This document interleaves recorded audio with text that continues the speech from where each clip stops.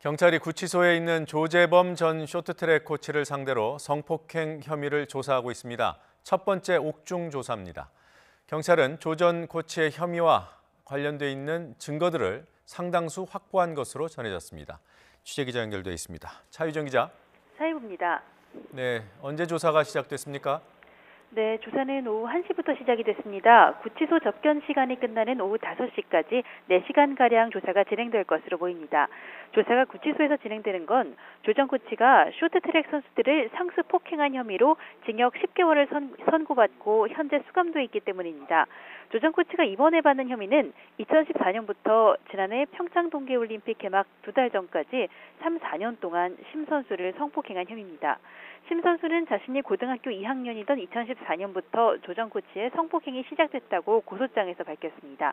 경찰은 오늘 조사가 수사의 분기점이 될 것으로 기대하고 있습니다.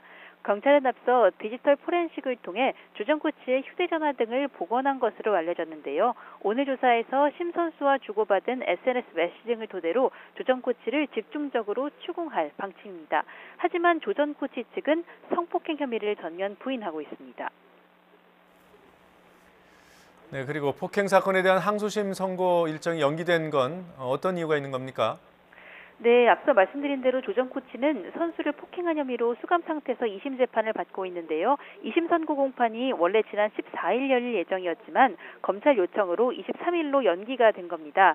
조 전 코치가 이번에 새로 받게 된 성폭행 혐의와 폭행 혐의 사이에 연관성이 크다는 판단 때문입니다. 우리 법에는 판결이 확정된 같은 사건은 다시 심판하지 않는다는 일사부재리 원칙이 있어서 폭행 사건으로 이미 선고가 나버리면 조 전 코치를 성폭행 혐의로 다시 처벌하는 게 어려울 수 있기 때문입니다. 검찰은 경찰 수사 상황을 좀 지켜본 뒤 공소장에 성폭행 혐의를 추가할지 결정할 예정입니다. 하지만 검찰이 꺼내들 카드도 많지 않습니다.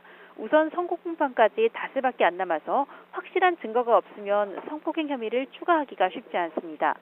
성폭행 혐의를 공소장에 추가한다고 해도 1심을 거치지 않은 혐의를 공소사실에 넣으면 피고인 방어권 보장 차원에서 논란이 될 수도 있습니다. 성폭행 사건 수사가 마무리될 때까지 무작정 선고를 미뤄달라고 할 수도 없습니다. 검찰의 고민이 깊어질 수밖에 없습니다. 지금까지 사회부에서 전해드렸습니다.